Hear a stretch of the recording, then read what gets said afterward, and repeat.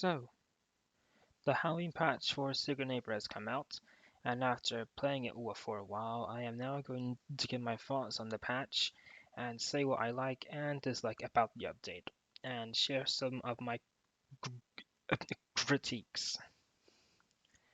I have made several Secret Neighbor videos in the past, and looking back on them, they are admittedly a bit cringe, and I will regret making some of them. Regardless, though, I still love this game and I will be reviewing this patch. Let's get to it. First, let's go over the minor changes. So, starting things off, they improved the performance, which is a huge relief. Well, when I first heard about the graphic rework, I was worried that the performance was going to plummet. Well, because normally good graphics means less likely the game's going to run very well. But I'm surprised that they actually improved the game's performance. Obviously, you can't see it in my current game footage because OBS can't actually, or at least I can't get OBS to properly record the gameplay. But it's great that they actually improved it, and my games have been like running very smoothly ever since the update, which is great. They've also added the free spectator mode, well, from the alphas and betas, I believe it was from. And although I'll probably never use it myself, or rarely ever use it, it's, um, it's a welcome change. Um,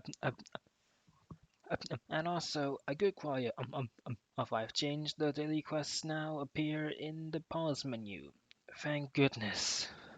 Now, up, up, up, up, now I can actually keep track of my quests mid-game and know if I've actually done it right. And also, they reworked map 5, where the first zone is opened up now by default, and it's back to 3 zones instead of 4 because there used to be 4 zones, which I am very glad they did this because but there are so little places for the key cards to be in map 5, um, and I'm glad that um, they opened up the first area and counted that as zone 1. Thank goodness. Or zone 0. Anyway, they also changed the character screen, which I guess is fine. I don't really care about that. And the leader can now use her inspiration to increase the auto revive speed, which yeah, I think is a fine change. I mean that's going to like impact the gameplay a bunch. Anyway, I believe the kids got renamed to Explorers. I'm not sure when they did this, but I'm pretty sure they did this patch. Okay, and now, and now they have stamina, but don't worry, it's not the stamina you think. It's not like the neighbors. Basically, they use stamina when throwing items. So they need to use stamina to throw items, and when they run out of stamina, they can't throw items. I like this. It nerfs the kids, and gives what the neighbors some opportunities. Any buff towards the neighbor is a win in my book. And they've added a feature which can get rid of your disconnection penalty without having to play a game. I believe this is in the store. I haven't actually checked it out, but yeah. Which, thank goodness, if you haven't watched my disconnection penalty rant video, I am so glad that they addressed this. Because you need to rely on quitters in order to get rid of your own disconnection penalties. And it's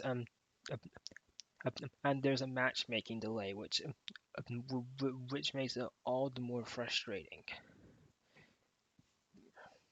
Anyway, moving on. They also added new UI modes and an umbrella and the trampolines apparently will make you bounce. I never use these well when I ever since what the patch was, so I can't really comment on them. Well, but I assume that the is gonna be a welcome change unless of course people try to find like exploits with it. And I think the UI modes will be pretty cool. Anyway, moving on to the graphics. That's the minor changes out the way. Now for the juicy stuff. I really like the graphic overhaul, and every map has been reworked. It's going to get it's going to get a bit of getting used to, but I think the graphics are really nice and adds to the horror vibe. I'm worried how this is going to affect the custom maps though.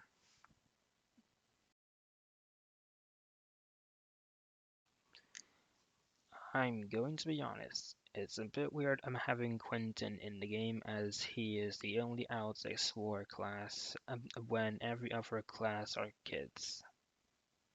It's going to get a bit of getting used to, I guess. Anyway, on to his playstyle. Quentin surprisingly acts really um, unique compared to the other explorer classes. He is the only one whose standard works exactly like well, the neighbors, which is interesting. As for his perks, they seem to be for intel purposes than anything.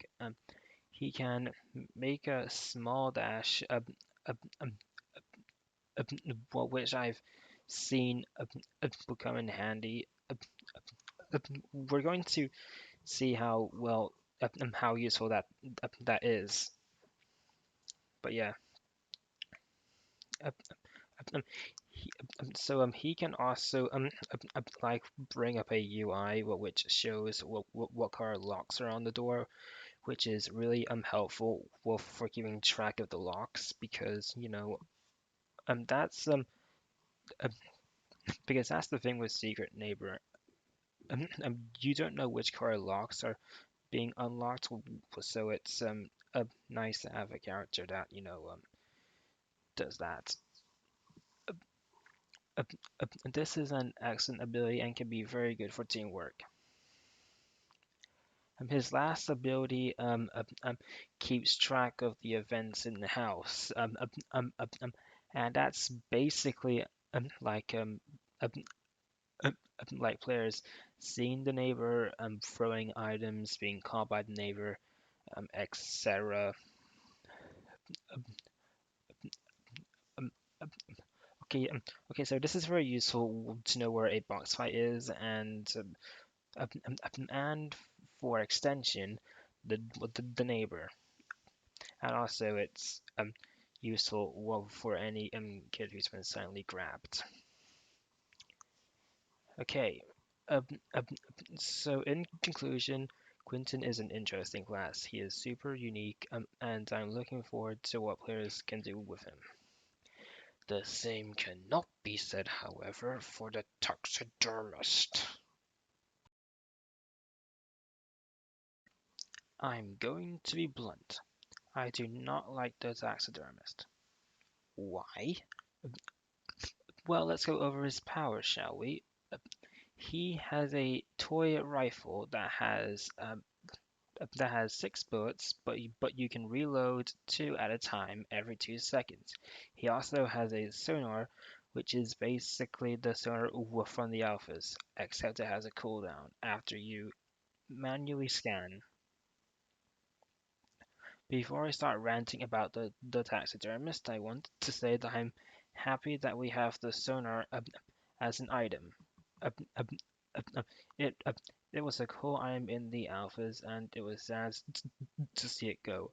It is such a quality of life item without having to constantly go back to the seminar room. It is a shame that it is locked behind such a badly designed class. So, why do I hate him? Well, because he's basically the Legion from DVD. Actually, no, I mean the old Legion from DVD. Well, for those who don't know, Dead by Daylight is an asymmetrical horror game, like Secret Neighbor, with a 4v1. I'm not going to go in depth about the game because I stream it a lot on Twitch, although I've currently taken a break from it. But moving on, I'm not going to go in depth, but all you need to know is this. There is a killer wolf from DoD called the Legion. Uh, um, and although in their current state they are not problematic in the slightest, when they first released, they were the single most hated killer in the game. And why was that? Well, because their power allows you to get a free down with little to no counterplay. That didn't mean they were good. It just meant that they had no counterplay at all, and that is the exact problem with the taxidermist. His gun allows him to down someone with little to no effort, and there is nothing the explorers can do about it. The only quote unquote counter against him is to either be in a group or throw items at him and pray that he doesn't knock you down first. This is extremely frustrating for the explorers as they get down with no way to prevent it, and before you say that you can just just not be in sight, the game takes place in a huge open room and narrow corridors. It's basically impossible to avoid getting shot, and you can't even use the saucepan to help. If the taxidermist catches you alone with no one else around, you are dead because he can just mow you down very fast. You can try to find in a group which does make it balanced, but that doesn't make him fun. Which brings me to my next point. The playstyle of the taxidermist is terrible. But the entire point of his shotgun is to down players, and being and being hit down is the least enjoyable thing about this game. Well, because you literally cannot do anything. You either need to wait for a teammate to help you up or get auto revived.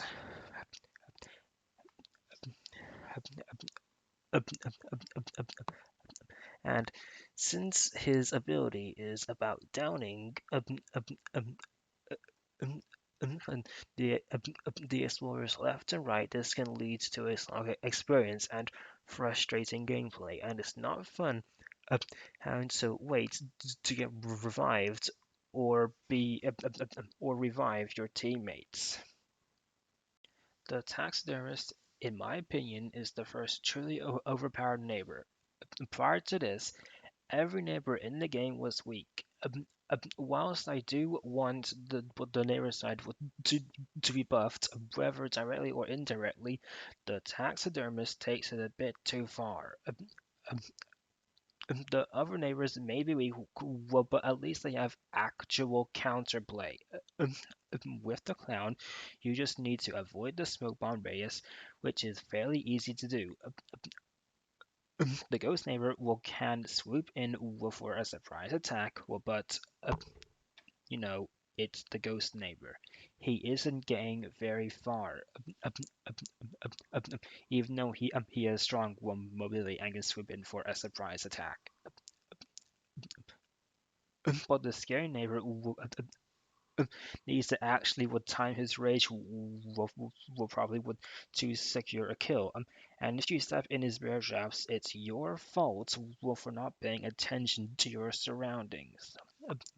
Well, the guest what can make explorers will drop their irons well, but it's very easy to just pick the irons back up again. He can jump around, well, but you can easily adapt to that. As for the butcher, this is well probably the best class to compare to the taxidermist, well, because they do similar things. They both have ranged weapons, well, but the difference is that the butcher hook isn't hit scanned, and it needs to properly time when to throw it, because he can miss. Unlike the taxidermist, when it's just hit scanned, and is a guaranteed hit. Um, and also the butcher is punished heavily well for missing because he is slowed down and it suffers a cooldown. Compare that to the taxidermist. What's his penalty for missing shots? Hmm. Oh, he gets to reload 2 bullets at a time.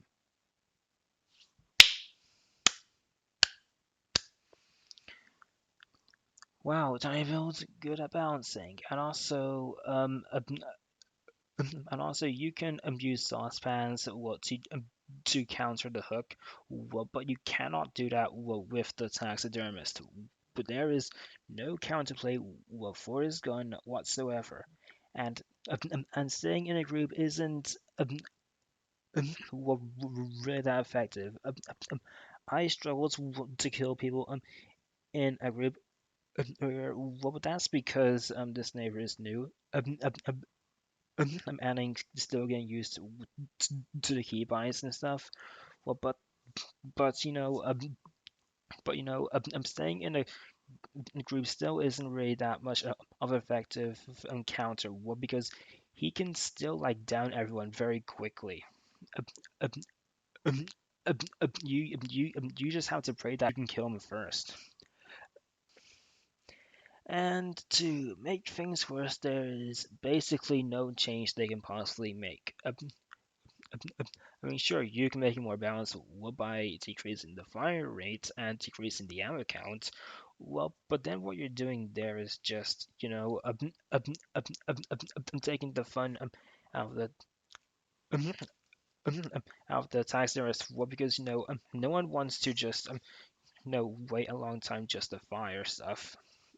Um, um, so yeah, overall, terribly designed class with little to no counterplay. I think it's just well for the best, honestly, if it just gets removed from the game entirely, or maybe somehow find an appropriate nerf. Anyway, in conclusion, despite my disapproval of the taxidermist, I do think that this is a good patch, and and it did introduce many welcome changes. However, I'm still worried that the taxidermist existence will single-handedly ruin the game. I mean, not like there's anything to really ruin, well, but the game is slowly getting better. Tiny Build, if you're watching this, please try to like tone him down a bit. I know it's not gonna be easy, but please. He he might single-handedly ruin the game. The taxidermist.